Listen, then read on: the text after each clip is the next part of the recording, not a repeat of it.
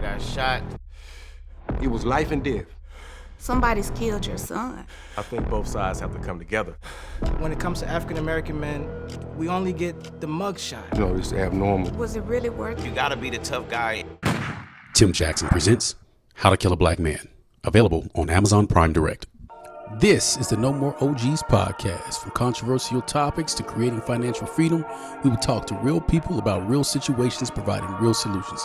No celebrity endorsements, bringing you unfiltered discussions, dope interviews, and giving you the blueprint to create the culture that you will be proud of. So kick back, turn up the volume, and let's get to it. Here's your host, yours truly, Mr. Purpose on Demand, Mr. Retired 37, Mr. Tim Jackson. This is Tim Jackson, and this is the No More OGs podcast. I want to thank you so much for joining me in beautiful Anchorage, Alaska. Look behind me, you guys. That is not a backdrop. That is a frozen ocean in Anchorage, Alaska. Yes, I'm wrapping up my Anchorage trip. This trip has been so therapeutic, so rewarding. Make sure you check out the previous podcast with Mrs. Alaska, Gwendolyn James, a life-changing podcast. Everyone's been texting me talking about how dope that one is. If you miss it, you're missing out. Also, be sure to get the documentary Tim Jackson Presents How to Kill a Black Man, available now on Amazon Prime Direct. You guys, that's a life-changing documentary. Like I told you on the way to Alaska, I met someone who was on the plane with me who had actually seen the documentary. And I've met people here in Alaska while I've been celebrating my brother on his retirement who have watched it since they met me, and they're just like, man, I needed this in my life. Lastly, get the book, Real Dope and In-Depth Comparison Between Real Estate and the Dope Game. As you know, that book is used to fund real youth mentoring. I've never made a single penny off of that book.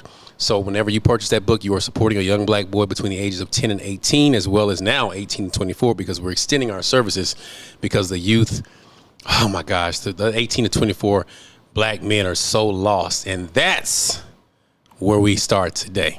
All right. So I have a young lady who's here. She really needs no introduction, but I'm going to introduce her. She is actually the friend of my brother, Charles Ball, who's going to be on the episode before hers, the one who's retiring from the military. But bright young lady. I met her back in 2000. I want to say it was 17 or 18. They were passing through, coming from one base to the other. They stopped in on a real youth mentoring session. And oh my gosh, this young lady was just sharp. My wife was just like, this girl is sharp. Like, she was outshining all the boys. And at one point, I think we stopped and was like, okay, y'all are letting this visitor come in here and just outshine you guys. I think you won some money that day. Did you not get some money that day or no? You don't remember? I think so. Well, anyway, she made my boys look bad. And it speaks to what I say when I say we raise our daughters and we coddle our boys. Like, our boys are just in a terrible state. So I want you guys to meet my guest today, an LSU student going into her senior year, future law student, future politician, future president, future everything, Miss Ariana Ball. What's going on? Hi, how are you? Hey, listen, I'm good. How you been? Have you enjoyed the weekend, the graduation or the retirement weekend? It was really nice to see. It was just a really happy weekend, especially seeing my dad that jovial and carefree. Like, that's not something I'm used to seeing. So it was just nice to see, and I know that's going to be the rest of his life. Yeah. He's retired. And so many people showed up for him. Like, I've never been to a ceremony like that. I've never been to a retirement ceremony for a military person anyway.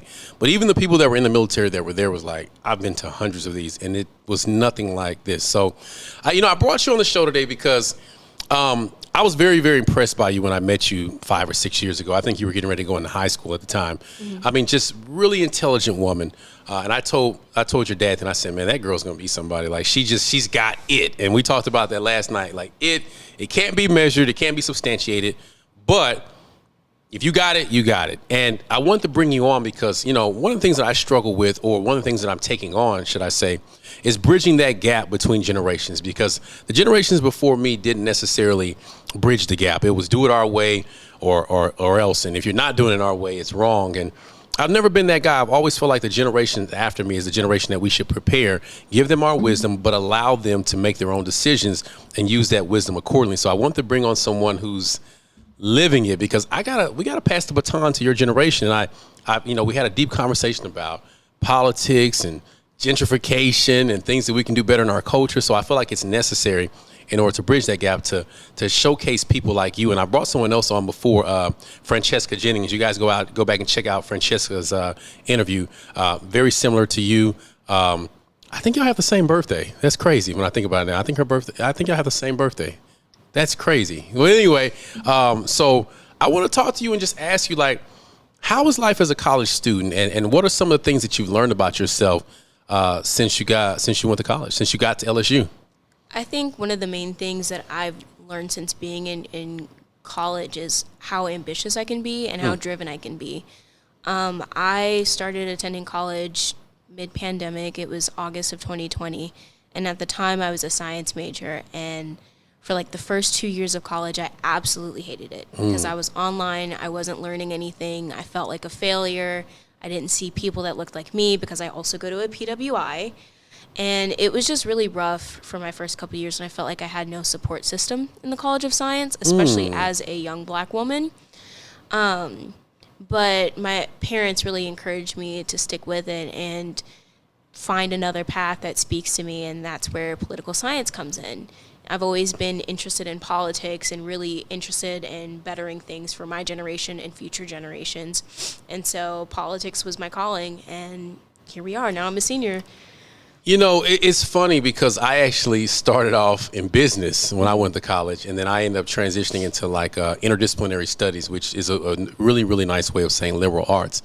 But you can essentially build your own degree. So I focused on politics and education because at that time I thought I wanted to get into politics. And while I've done things in politics as a zoning commissioner, and I have a ton of friends who are in politics, it's just I don't know if I've received that calling yet. But I want to park for a minute because you said you do attend a PWI, and I did too. I went to a PWI in Dallas, and I always felt like, you know, the only one, right? I always felt like when we would get into class and have certain discussions that no one really ever even made an attempt to see my viewpoint. Their goal was to just come in and just shut it down. Like, okay, I would raise my hand. And I'll never forget, I got a B in an African-American studies class, right?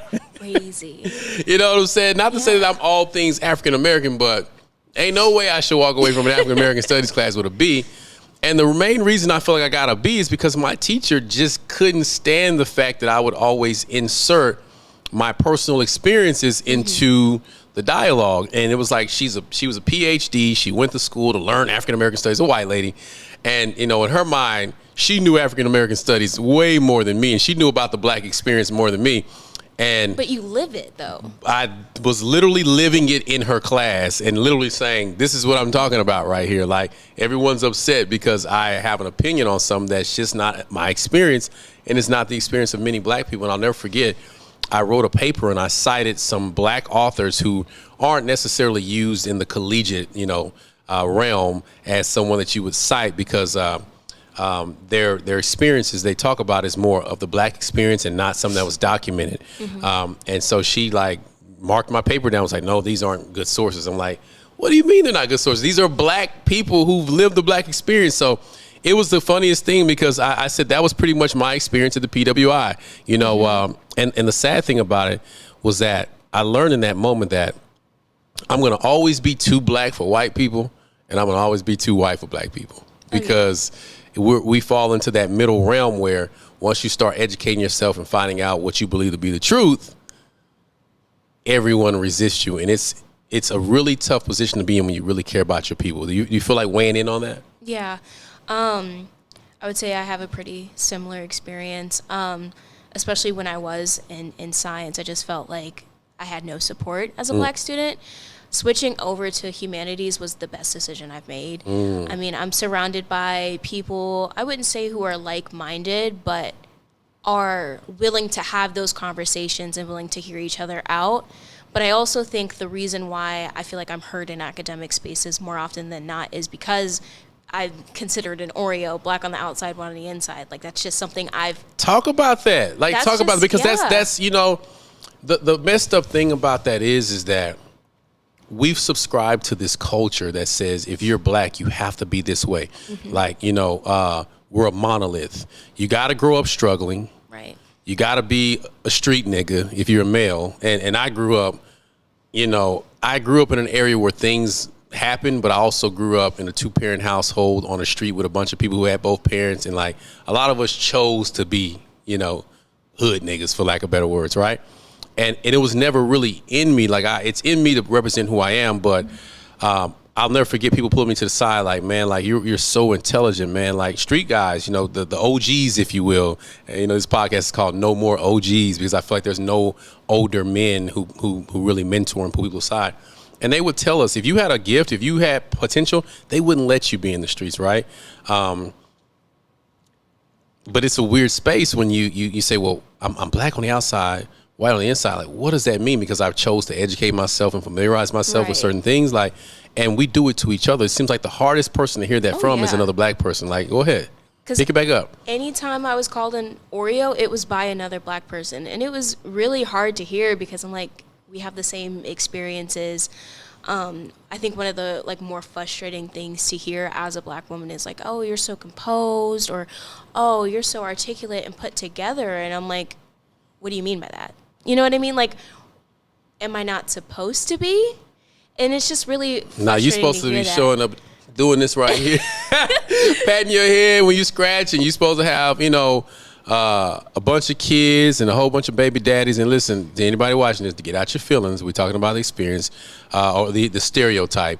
And you're supposed to be real hood and real ghetto, and, you know, you're just supposed to be a hood chick.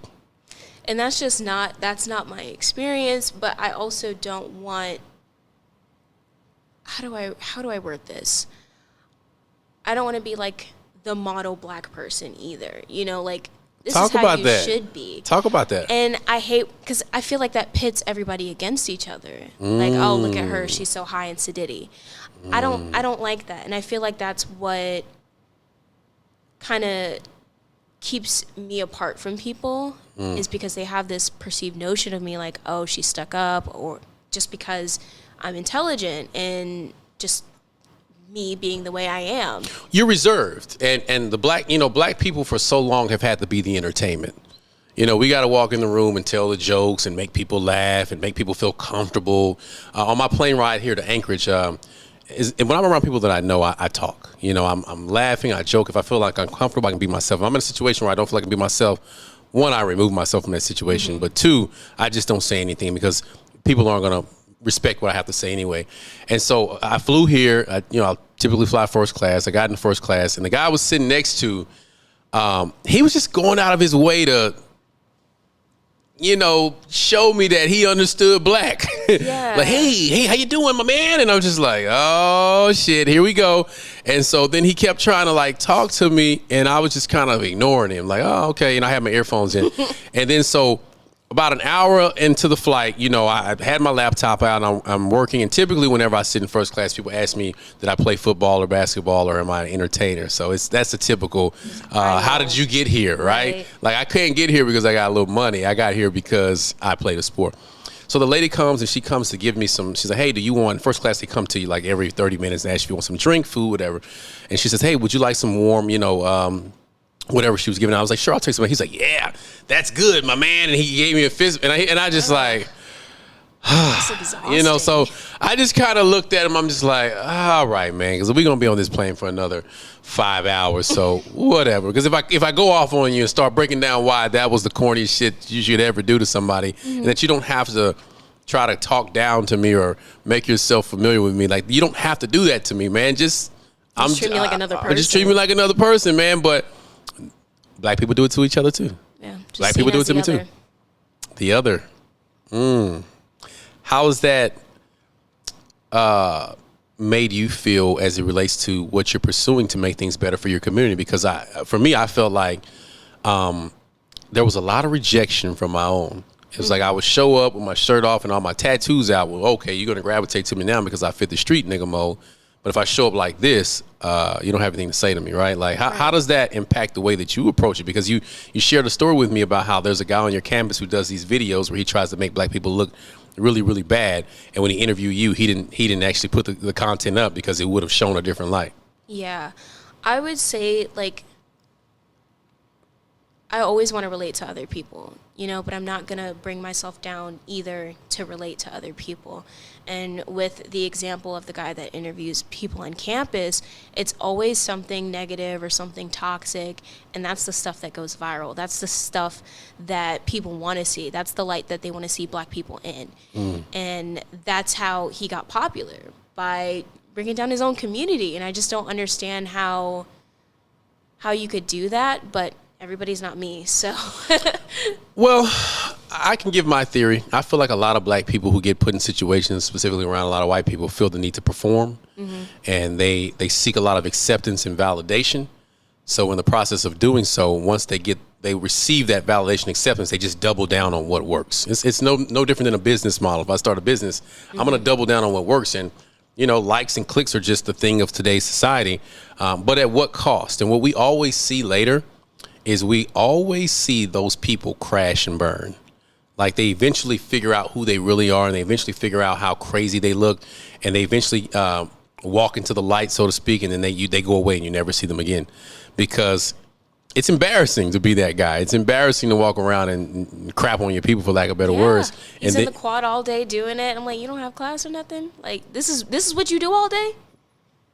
Crazy. So at what point do we as a people need to start, I don't want to say calling those people out, but essentially freezing them out, like shutting them out. You know what I'm saying? Because I have my theories. I feel like that there's two types of people, right? I feel like you got black folks, black people, or whatever, and then you got niggas. You know what I'm saying? And it has been my job to do everything that I can to freeze the nigga out of business, like shut the nigga business down, because that 10% population represents 90% of us. It represents 100% of us, right?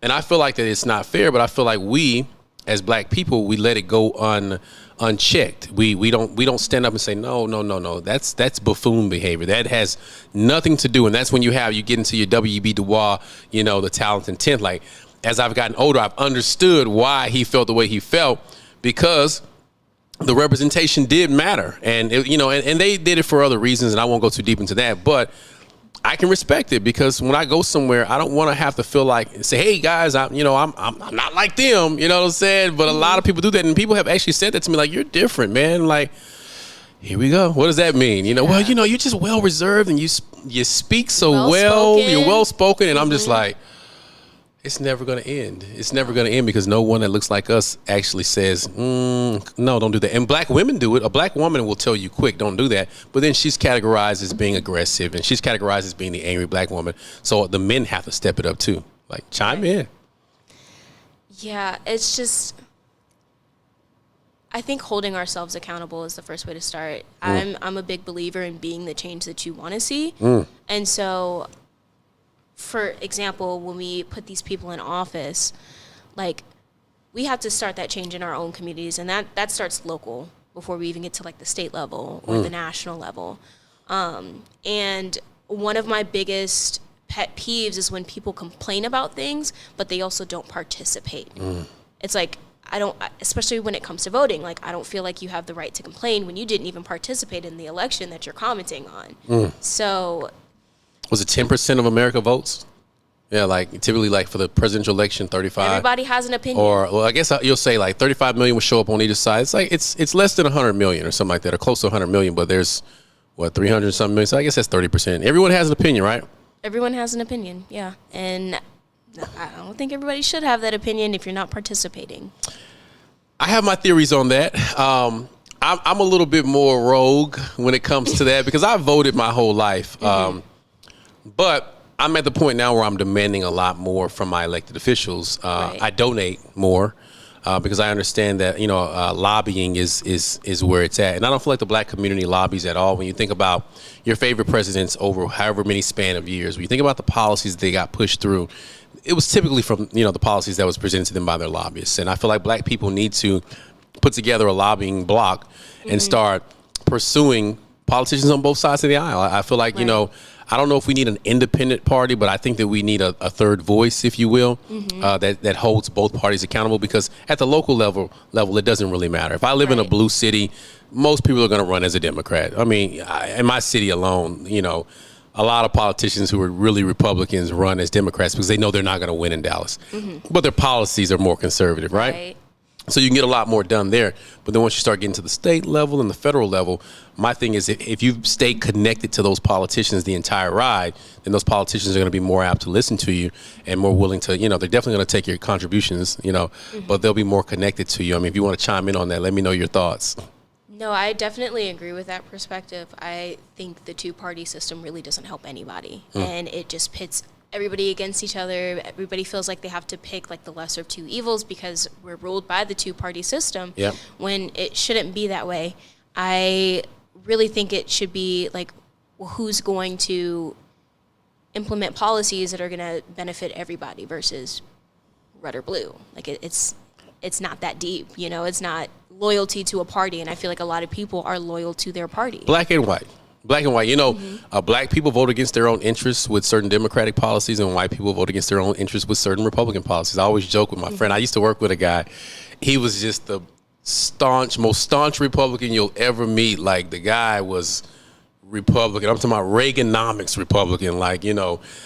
And he had like 5 or 6 kids, and he was on food stamps. He got Section 8. And he pretty much got every entitlement that the government gave, but he was like, the government, you know, we need to reduce government. And I'm just like, bro, you're on welfare. What are you talking about? Like, you're the textbook Democrat, you know. Like that, the policies that Democrats put in place are for, you know, the protection of people, so to speak, and a lot of Republican policies are to reduce government. So you're literally voting against your own. No, man, I'm red, man, you know, we got to keep this country conservative. And it was just like, all right, brother, you know. Okay. And then I know people who are Democrats, and they don't really understand the policies that are being put in place, primarily some of the social policies that really don't align with anything that they believe in or anything they do, but they're never going to look across the aisle or even attempt to even have a conversation.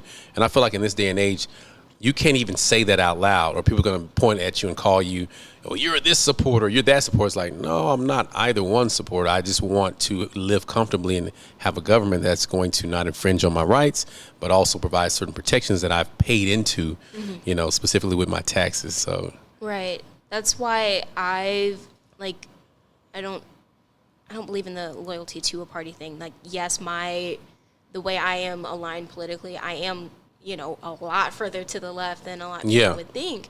But I'm not going to subscribe to the Democratic versus Republican thing either. And I feel like it sucks now because, especially for these past couple of elections, it's been like who's the lesser of two evils? When it shouldn't be that way, when there's other candidates that could potentially do a better job, but people are so loyal to their party that they're not even willing to look into independent parties. I just feel like people aren't as invested in politics as they should be and just kind of vote for whoever and whatever. And that's part of the problem. People are just willing to put whoever in office. So let me ask you something.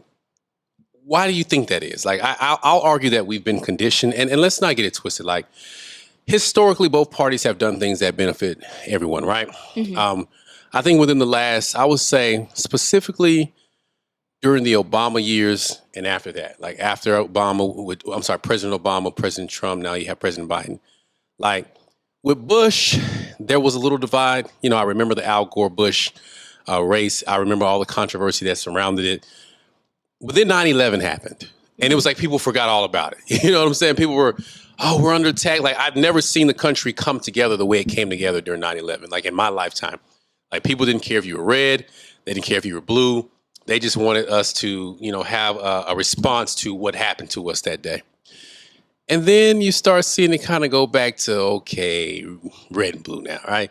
And so when President Obama came in, everyone was happy on the blue side. You start really seeing people on the red side show their true colors, you know. It wasn't really about race, but then it kind of was. Like, it definitely was. It definitely was, but you know, me and that same coworker that I was telling you about, we would talk about it at work, and he'd always say, Tim, you're my friend, you know, you're my bud, you know, but, you know, and then he would just go down this list of everything. And, you know, and I don't subscribe to the politician. I subscribe to the policies, and I subscribe to what, you know, like the only way that I can really judge a politician is by their policies. That's it. Right. I try to get caught up in the nostalgia. So when I sit back and give money to campaigns and donate, I always see what they're doing, and then at the end of their term, it's like, okay, I can judge you. But it just became a big divide, and now it's like Bloods and Crips. Like, you're either on one side or you on the other side, and there's no crossing. And some of my favorite politicians, when I see them go to Washington, I see them do things, it's just like, there's no crossing that aisle, like, at all. And that's scary to me. Yeah, I feel like people aren't as willing to work together and when I examine like policies, it's not just how is this going to impact me, but how is this going to also impact other people too? Because I'm not just voting for myself, I'm voting for other people who don't have the privilege or opportunity to vote. And so that's kind of how I view it. And I try to stay open and receptive. Like I said, I do lean left on the political spectrum, but it's not just about me either when I'm voting. You know, we still have children that can't vote. We have felons that can't vote anymore. We have people who... The elderly. Right, the elderly can't always make it to the polls. They can't make it to the polls, but also many of the entitlements they don't apply for. I'm seeing that now with my mother as she's getting older, and this year she got a little sick, and so we were trying to reach out to get some of the entitlements that she had paid into. And you know, in theory, they told her she couldn't get it because she made too much money. So the insurance wouldn't pay for certain things, but then the entitlement wouldn't pay for it either. Right, and it's just like, gosh, that needs to be fixed. You know what I'm saying? Because and thankfully we're in a position financially to where we can take care of certain things, but she paid into this system, I know, at least at one job for over 40 years. And now she can't use the entitlements because she did too well for herself. Right. And she really didn't do like my mother did well. She did okay. She kept things, afloat. But my mother's not rich by any stretch of the imagination. She owns her house. She owns her cars. But she's still in the same house that we grew up in. She doesn't live a big, fancy, flamboyant life. And it just kind of hurt me to see like, wow, like, none of the entitlements that she should be receiving, they're not coming together. And I reached out to some people that I knew who I felt like could maybe guide me along the way who were in politics. And I never got a response back. And it was just like, man, that hurts, That hurts. So let's shift gears a little bit. I want to talk a little bit more about your experience on campus because and what you see, and there's no right or wrong answer, but here I focus on a lot of men as my target audience, and a byproduct of that is women who have sons. What's the is the future bright for black men based on what you're seeing? Not specifically the black men that are playing sports at LSU, but outside of that, and when I say black men, I'm specifically talking about Black American men. And I'm being specific because I understand when I was in college, a lot of people that are black from different countries, they don't really consider themselves black. They go more so by where they're from. But when you think of a Black American man, in Baton Rouge, the ones that you come across, like, do you feel like the future is bright and that you feel comfortable going into the future with some of the things that you see? Or do you feel like that there's some improvement that can happen? And listen, no one's going to judge you because this is a show about accountability. And this is a show about figuring out solutions and healing and accountability and stuff like that. So. Yeah, I definitely feel like there's a divide between black women and black men. Speak on it. And I mean, going back to the guy that interviews people on campus, people have the most villainous things to say about each other on that show. And again, that's what people are seeing. And it's a lot of black men and black women just going up and talking about the most toxic stuff. And it's like, that's not who we are as a community. And I don't want to say like it makes us look bad as a community because I really don't like using that terminology, but it's just like, this is what people see when they look at us on campus. It represents you. Yeah. Because when you walk into a room with a bunch of people who have only had a black experience through a reel or through, a YouTube short. And a TikTok. And they've never been around black people. Like specifically when I was in the military with your dad, we were in basic training with people who had never seen black people before in their life.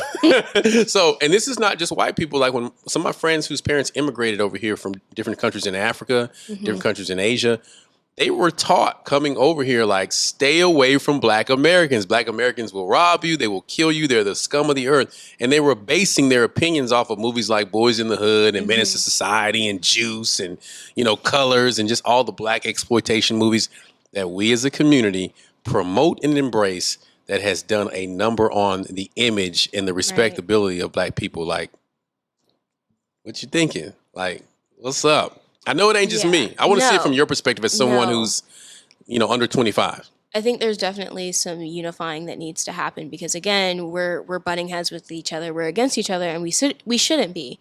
And I think it starts with not dogging on each other all the time. Yeah. Like something common that I hear, for example, in like the dating pool, like, oh, I don't want to date black women because they're loud and aggressive. And it's like, how are you perpetuating these stereotypes against your own people? Like, why is that the stereotype that you hold against? Like, your mother's a black woman. Is that what you think of your mother?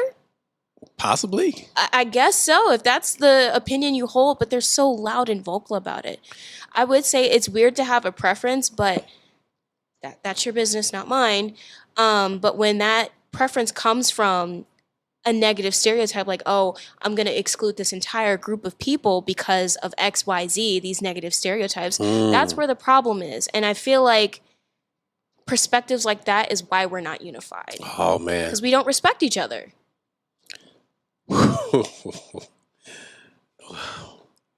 You said a mouthful. I hate those Battle of the Sexes debates.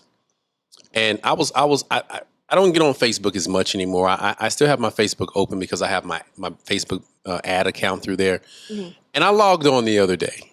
And the first thing that I saw was like, it was some video of a black woman who like, she did some, I don't know, she did something really ratchet with her kids, like yelled at them or popped them or something like that.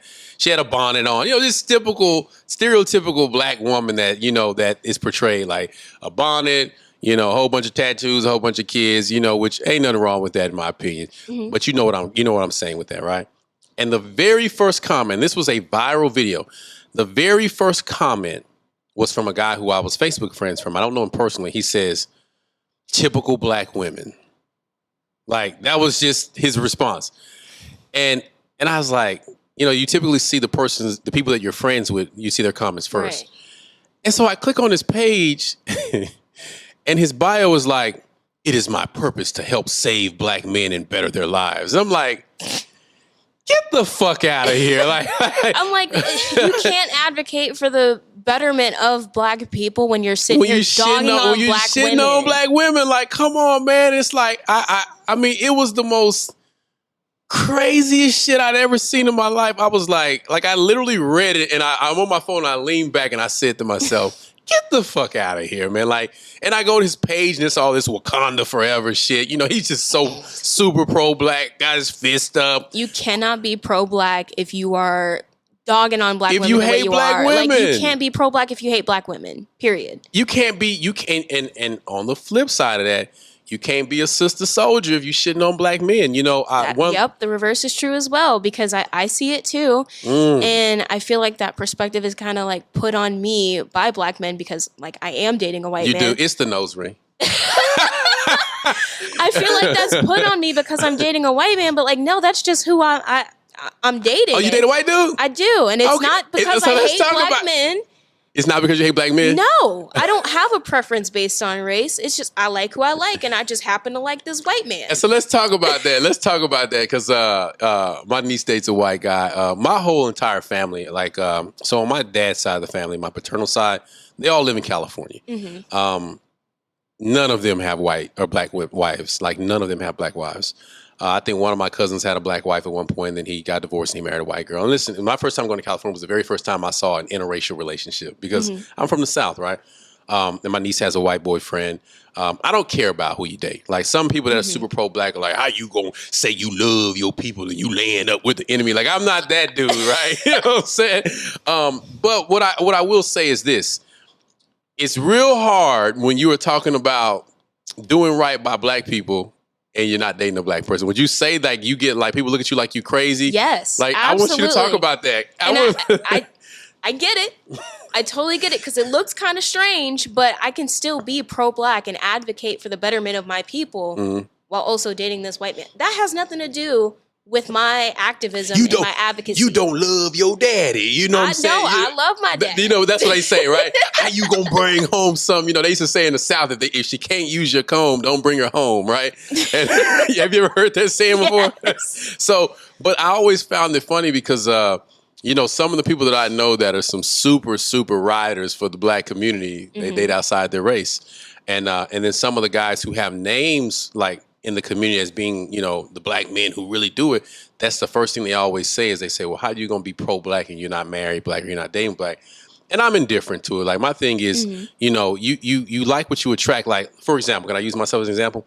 I would say for the last 10 years, in my 30s specifically, into my 20s, I was all black everything, like black business, black everything. I only want to spend my money with black companies. I literally boycotted everything that was against black people. I didn't watch the NFL, everything. If somebody was like, hey, this company, don't go, right? Like, I was that guy. And I found myself always being the only one doing it. I always found myself being the person that was a little bit, being seen as doing too much. And so I heard something really strong one day. I was listening to a podcast and the guy said, black owned doesn't mean black only. And I was like, it was like a light bulb went off, because here I am. I had all these programs for black kids. I'm putting up all this money. I've spent hundreds of thousands of dollars to build certain programs and do certain things. And I couldn't get black people to respond to it. Mm-hmm. I mean, it's not that I'm corny or, I'm not real enough. Like, my resume speaks for itself. Like, my resume speaks for itself. And I've done a lot for a lot of people, not to toot my own horn. But when I heard that statement, it was so profound. And the thing that cemented it was when I did my documentary. I went to probably one of the blackest schools in Dallas County, right? Like 95% black, population. And I went and asked a bunch of kids who were part of the AV, cluster, if you wanted to participate in the documentary. And I'm giving out a scholarship, and no black kids volunteered. So I literally extended it. I'm like, okay, guys, I'm giving out a scholarship, giving out a $5,000 scholarship. And there was these 3 Hispanic kids. They were like, please let me do it. Like, I want to be a part of this. Like, they kept in touch with me for like months. And I finally had to start the project. Tim Jackson Presents How to Kill a Black Man, and no black students participated. That freaking broke my heart. Yeah. Knowing how much money I put up for my community, knowing how much I care about my community. And all I could hear inside of my head was, Tim, black owned doesn't mean black only. A lot of black people are operating from spaces of not knowing because they haven't been exposed to it. So sometimes you have to go out there and create it and then show them what it looks like. But going into it blindly is really scary for some people. And it was like a life-changing, like, mental event for me, that where I said that sometimes everybody can't go, and sometimes you gotta, there's people who have been trying to donate and contribute to my mentoring program. And I'm like, no, I'm fine. I need the black community behind this. And these are non-black people like, okay, well, if there's anything I can do, no, I don't want you to do it because, I need people to see black people. And it's just like, man, I'm passing up so much money and support because I'm trying to force certain people to be a part of something that they don't want to be a part of. And I can see how that translates to a relationship. I mean, like, do you get flack about it? Because now I'm gonna tease you. Now, anytime I see you talking all that pro-black stuff, I'm like, how you going? Now I'm gonna be like, my sister.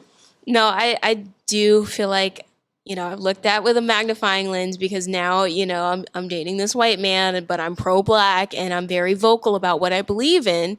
But like, the two aren't mutually exclusive, and he's very supportive of everything I do. I was just about to ask, he's not like polar opposite. I couldn't date somebody that like didn't, like subscribe to the same beliefs as me as far as like moral grounds go. I couldn't do that.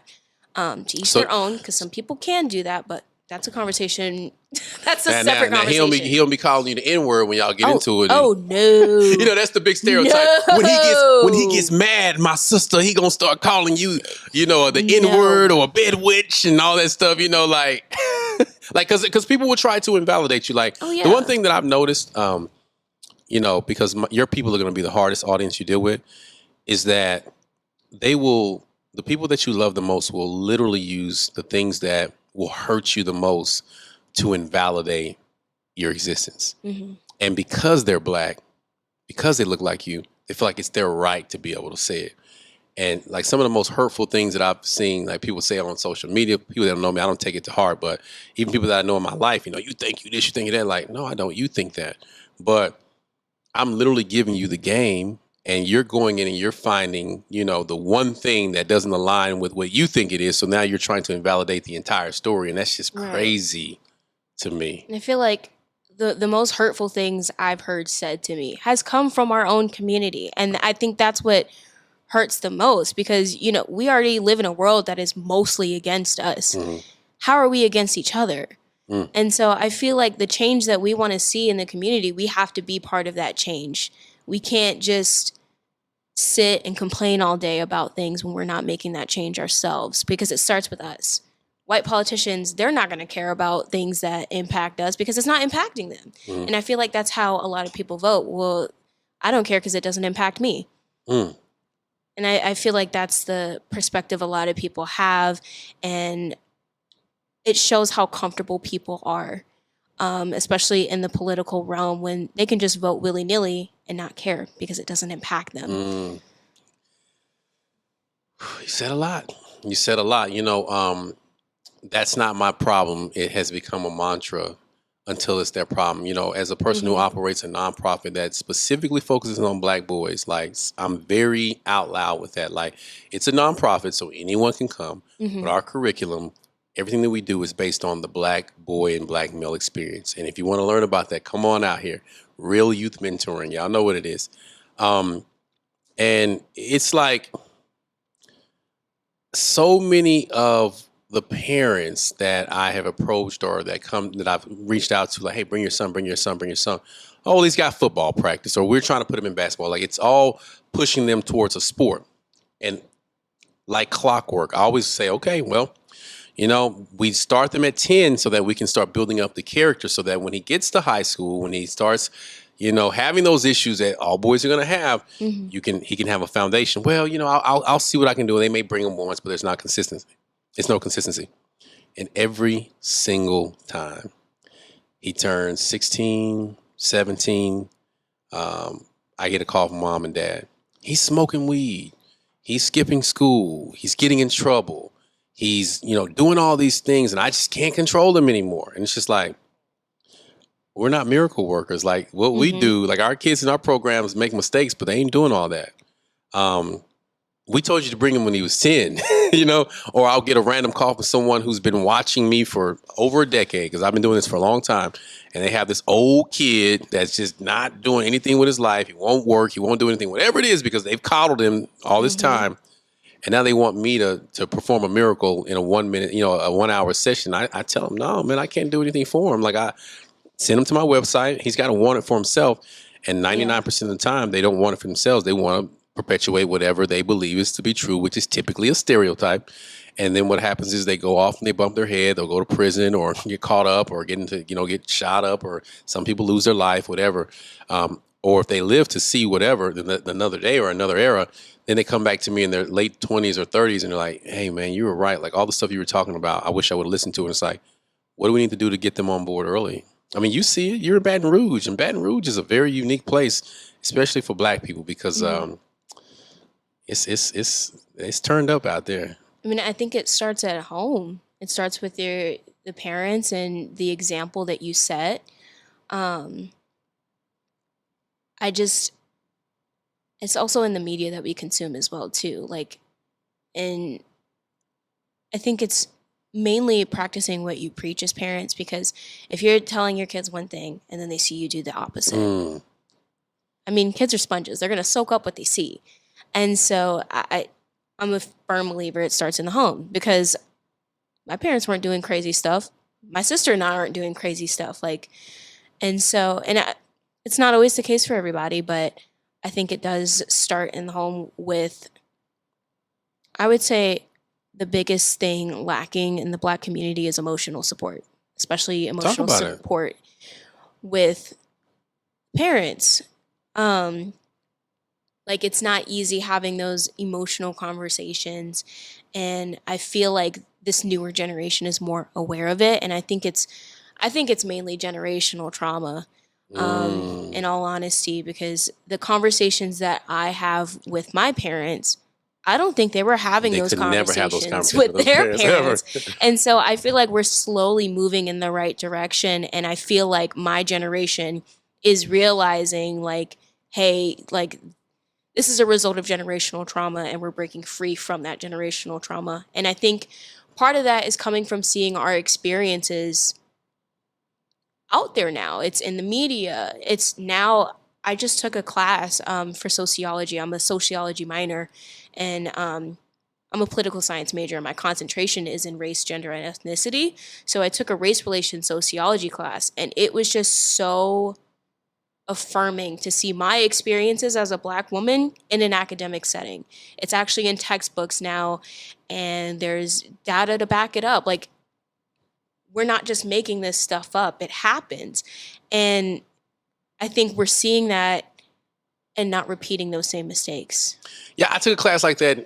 I took a class like that when I was in college, and I learned, like, it's like some crazy number, like 1 in 3 and 1 in 4 black women are molested.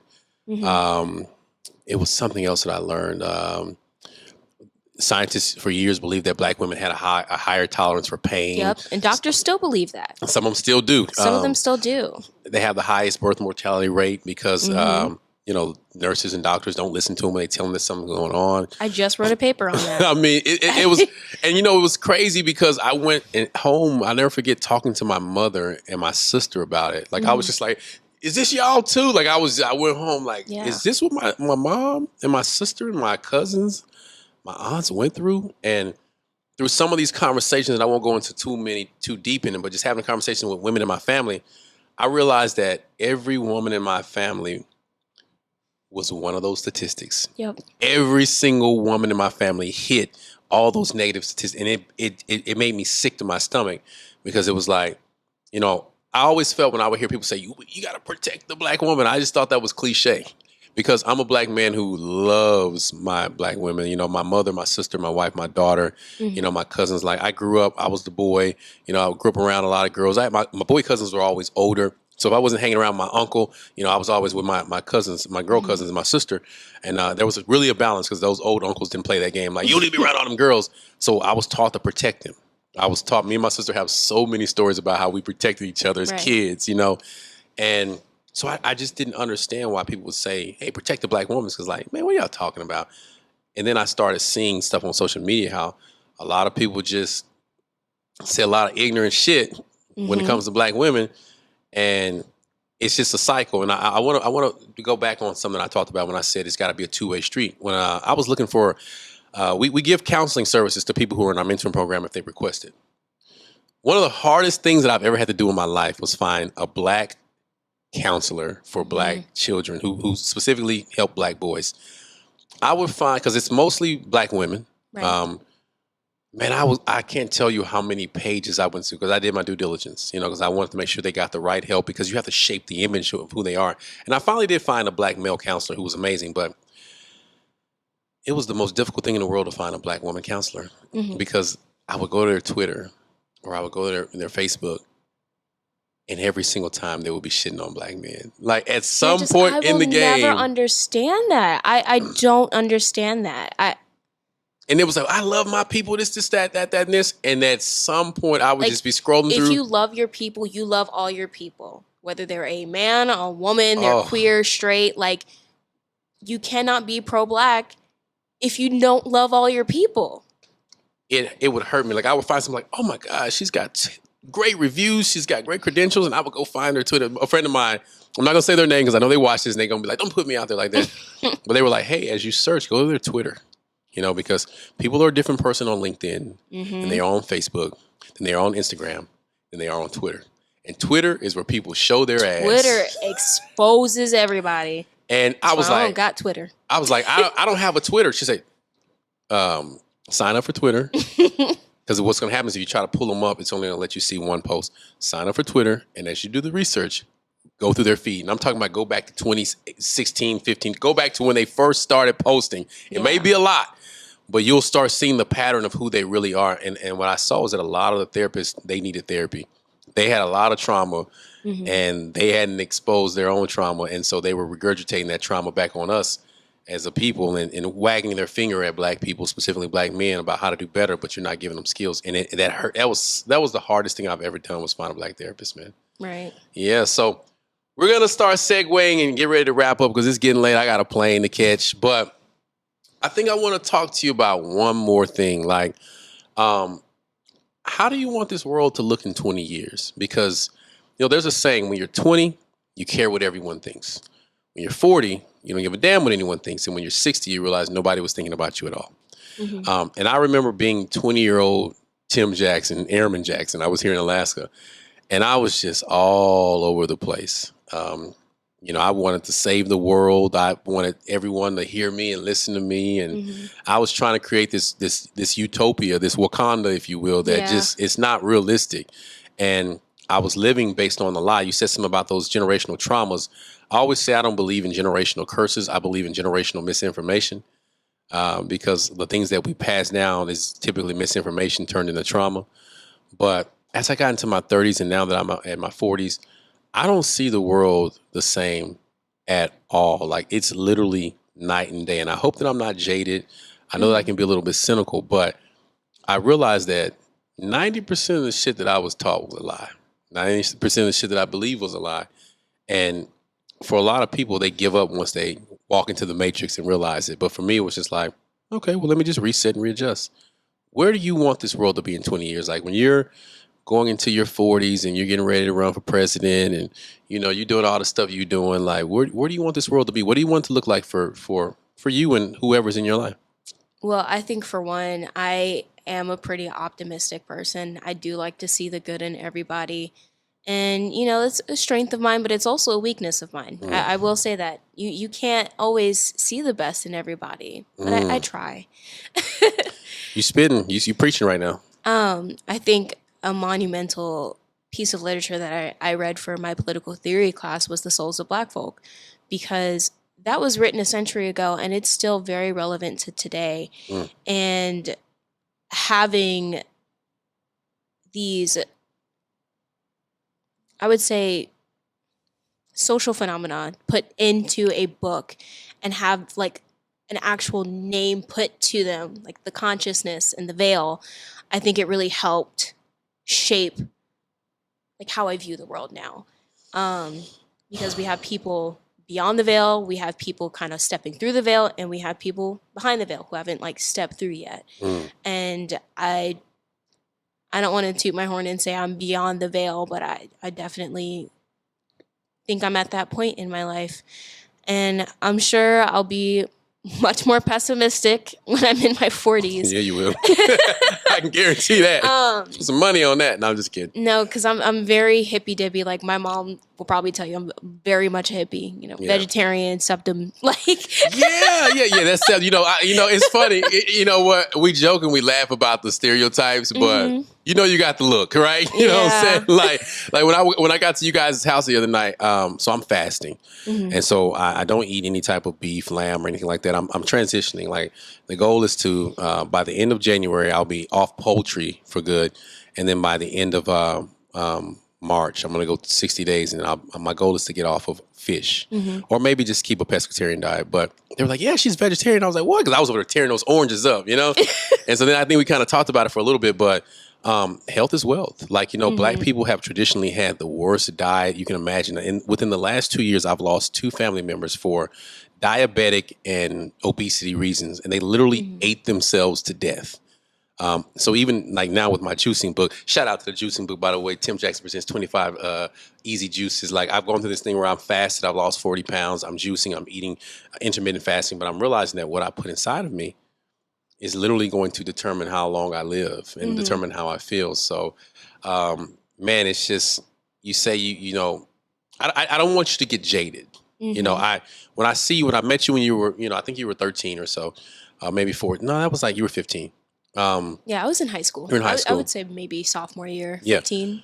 And it was like bright-eyed, bushy tail, let's go take on the world.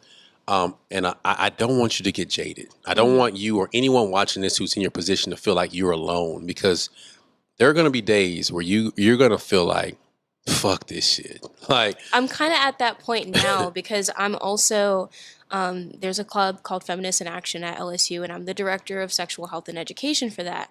And I would say as an activist, burnout is real. And I'm at that point where I'm just like, it's just exhausting. And I'm, slowly trying to swing back into it because I'm like, well, somebody's got to do it. But it's hard. And I totally get that fatigue and burnout that people feel. Let's talk about this feminist in action thing. We're going to get controversial. So you consider yourself a feminist? I do, yeah. All right. So you got to define to me what a feminist is. So for me, it's leveling the playing field for everybody. So not just equality, but equity, creating equitable. Speaking my language now. I don't believe in equality. No, it doesn't exist. No. I don't have to sit next to you at the counter. We don't have to ride on the same bus. run me my money, right? I can take that money and do whatever I want to do it, because what I notice is that other cultures, specifically Asian cultures, European cultures, even African cultures that come to the United States, they don't participate in the political process, and they don't care about anything but having their equity. And you notice that they live very good lives, and it's all about equity. And I feel like Black Americans, we focus so much on equality. Like, why are you trying to beg people to accept you? Like, even when you think about desegregation was not integration. Integration and desegregation are two totally different things. Desegregation just says, okay, now you can come to school with us, you can eat with us, you can sit with us. But it wasn't integration. Like, there's still integration everywhere. Like, my city alone, Dallas, Texas, is one of the most integrated cities in the nation. Like, all the Black people live south of I-30. If you have a little money, you live up north, but you're spotty. Chicago is one of the most segregated cities, another blue city. New York City is terrible. Boston is terrible. Like, most of these places, like, everywhere you go, it's another side of the train track. So there's not real integration, but there's equality, right? I don't want to be equal to you. I want to be equitable. I want my piece of the pie. I don't need to sit at your table. I just want to be able to have free access, not free, like give it to me, but unimpeded access to the tools and the things to build my own table. And if you want to come over here and patronize my table, you can. And if you don't, I'm okay with that. Right. It's equitable, not equal. No, we don't do that equality shit over here. No. For Feminists in Action, I definitely say I was a little apprehensive because it's a feminist club at a PWI. And so I was a little worried. You saw me cringe when you said it. No, I feel like that's the perspective of a lot of people, especially because I'm one of the only Black people. I go to a PWI. So I was a little like side-eye, but I've been in it for 2 years, and I will say it's not just, like a white feminist club. Like, they are doing community work for everybody, And I feel like intersectionality is key to creating equitable living conditions for everybody, because everybody is related to each other in one way or another, and that's intersectionality. I fell off the feminist wagon when Sandra Bland died, and I'll tell you why. Sandra Bland, Black woman, she got arrested on her way to Prairie View A&M accepting the job, and she mysteriously died inside of the jail. What happened to her, we don't know. Okay, I'm not going to talk conspiracy theories. I'm not going to talk speculation. I don't know. I wasn't there. But it was a very strange death. And they said she committed suicide, I believe. And, man, the white feminist groups were more quiet than a church mouse. Like, they did not speak up for... And I'm talking about the silence was deafening. How no white feminist group stood up and said, hey. And then I started seeing a pattern that, and this is just me, and I'm not saying this to discourage you. I'm not saying this to put you down. You are a very intelligent woman. You ain't gonna listen to what I have to say. You're gonna make your own decisions. You might take a nugget and apply it. This is not to say that. But I start seeing a pattern of whenever there was an issue with a Black woman, you guys are nowhere to be found. And it sucks, because that's what the vast majority of people view feminism as. And a problem with that is white feminism. It's not intersectional. It's not inclusive of everybody. It's just for white women. It's literally the system of white supremacy painted. And then, even in college, when I think about the allocation of, they just got rid of it recently in college. What is affirmative action? The allocation of affirmative action funds, 92% of those funds went to white women, because white women are the largest minority group. But no one says that out loud, right? So, white women are a minority group. And I know a lot of white women. Like, I ain't trying to be, I'm not being funny, but it is what it is. And I've had this conversation with a lot of my white women friends. And one of my favorite people in the world, man, is my old history teacher, older white woman. We just went to go visit her the other day. Me and her have some of the deepest conversations. But I saw that with Sandra Bland. I saw that with a bunch of things. And then, to piggyback on that, the Black Lives Matter movement, it was these same smoke and mirror. Like, Black Lives Matter was all about, Black Lives Matter. But when you start peeling back the layers, Black Lives Matter hated Black men. Like, when you go back, and I have screenshots of when they first put their website up, they wouldn't change it. But I mean, for all intents and purposes, it was, an LGBTQ organization, which I'm okay with that. Like, advocate for your rights. Yes. But they use Black male death as their mascot. But as you start pulling back the layers, they hated, I'm saying with an emphasis, hated black men. No, and I separate the organization from the movement itself. Two separate things. I got you. Two separate things. I got you. So when people come back and tell you, well, the woman who started, the whole feministic movement, she was all about, was it Planned Parenthood or something like that? Have you heard this before? Oh, yeah, Planned Parenthood and eugenics. And her whole thing was to get rid of black people. Yes, yeah. Through eugenics. And I will say, like, Planned Parenthood does have a dark history. But that's not, I just hope that's not the perspective that people have about Planned Parenthood now, especially because we partner with our local Planned Parenthood, and they're amazing. They're doing awesome work for the community and providing knowledge, providing contraceptives, providing emergency plan B. Like, they're doing so much good work for the community. Do not let the founder of Planned Parenthood sway you from the current, I guess, work that Planned Parenthood It's like the is doing University now. of Alabama football. Like the racist football college ever. And then within the last couple of years, they start winning and they got a black quarterback. And people forgot all about that, civil rights stuff. Not letting black people go to the college, right? And it's funny how we can, a lot of people forgive that, because, it's a part of their team. And that's my biggest argument with a lot of black men is that we talk way too much about sports. We know so much about sports entertainment, but we don't know about our own, situations. So college football is a great example. Most college football, that's why you have, HBCUs were established because they, white people didn't want us to go to their colleges, right? And then you think about the sports, college football. Now we're starting to shine light on HBCU football because of the whole, Coach Prime thing. But many of these colleges that are playing for these national championships, for lack of better words, y'all, don't forgive me, but I'm about to go there. Didn't fuck with niggas. They didn't fuck with black people like that at all. Like, most HBCUs were founded by white colleges so that you could stay your ass over there. Yep. And even until this day, a lot of PWIs will adopt the local black college to say, hey, you guys are part of our system now and we'll support you. And we support the black college, but it's really like to keep you over there. And no one will say that out loud because it's taboo and you're talking down on your people. No, I'm not talking down on my people. I'm just calling out the fact that the system is what it is and we have to acknowledge it. If you really want to change it and if you want it to get better, you have to start talking about the pain points that we, in the black community, we're really good at hiding our pain points. Suffering in silence. Out. My race relations class, my professor was amazing. Professor Dillard was the best professor I've ever had. Never met a bad Dillard. She took us to Hill Memorial Library, which just archives everything ever at LSU. And we had uncovered some pretty nasty stuff about LSU and their treatment of black students. And you would never know that. Because of inclusion, because of equality, because of, and not to just talk, down on white people. This isn't a bash white people session. This is a accountability all around. During the civil rights movement, when things changed, when legislation was signed, black people's three favorite presidents are John F. Kennedy, Bill Clinton, and Barack Obama, right? But when you look at John F. Kennedy's legacy, he refused to sign the civil rights legislation. Refused. He wouldn't do it.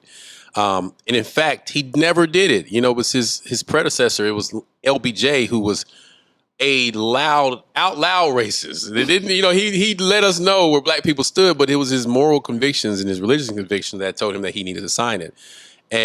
But he knew what he was doing, there's rumors, I guess, or wording out there that says that he said, we'll have these N-words voting Democrat for the next 40 or 50 years. And it seems like it worked because we don't question anything from our politicians. Not to say that politicians are bad, because I know some dope politicians, what I'm saying, who really care about their people. But at what point in the game do we start having these conversations that are uncomfortable? And at what point in the game do we say, hey, listen, I'm holding you accountable because I never want this to happen again. Right. You know what I'm saying? Because certain communities, which I'm not going to name because I don't want nobody all in my inbox telling me, there's certain communities that you can't even mention their name in interviews or saying things about them. And there are people going to come out to you like, no, we ain't letting this happen to us again. So you're canceled, right? But black people are so forgiving and they want to be accepted. The white man's ice is always colder. What was I going to say?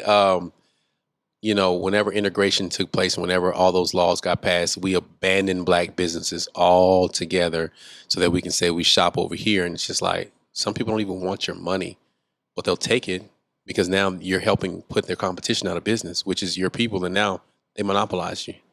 That was a rant. I tend to do that. No, it was Yeah. good though. Yeah, I think it's more so holding ourselves accountable, but also holding each other accountable.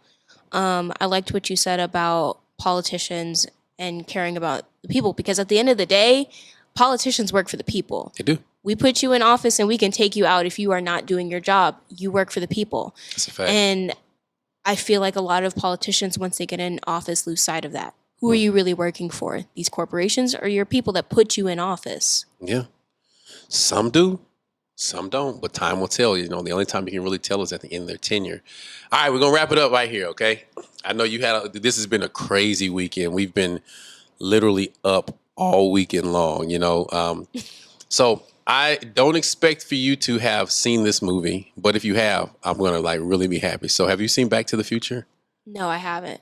Damn. So my favorite series is Back to the Future. There's a 1, there's a 2, there's a 3. I think Back to the Future is the only series where all 3 installments are amazing, right? So my favorite one is part 2.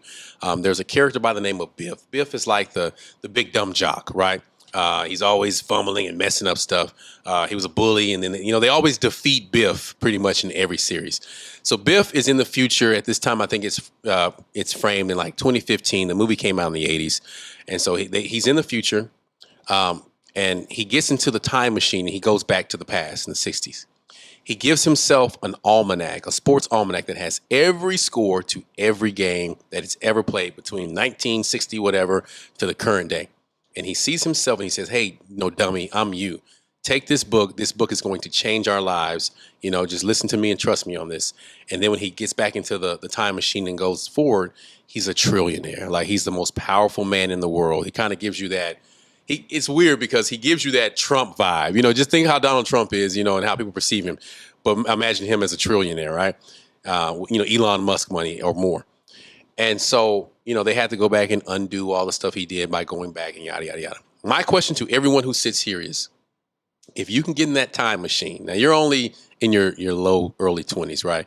Let's say you can go back 3 years ago, high school graduation day, and the person you are today sees the person you were that day you walked across the stage. And you guys kind of catch eyes and something looks familiar and you're like, hey, I'm you from the future. Here's what I want you to know that I feel like it's going to change our life forever based on what I've seen in the future. What would that be? Stand your ground. Stand for what you believe in. I went to high school in a very red state, and a lot of the things that I believed in was controversial where I went to school. So I kept that in. And if anything, I'm not even going to lie, I was a bit of a coon in high school because it was just like, it was either be a coon or be bullied. Speak on that. Speak on that. That's real. I've never heard anyone admit that.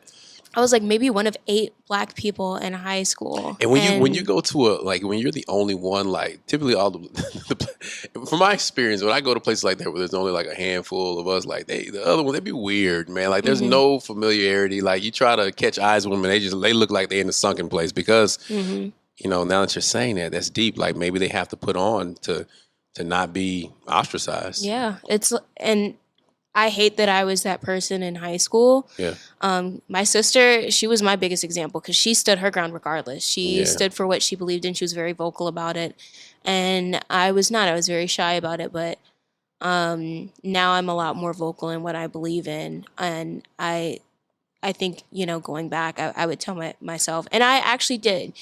The pandemic definitely changed how I viewed things, especially when everything happened with George Floyd. I was so vocal in what I believed in at that point. And people were like, whoa, I didn't know you were this person. And I'm like, well, I'm free now. I graduated. I'm moving on to bigger, better things. And I don't have to hide who I am as a person anymore. Now, I won't say like I was like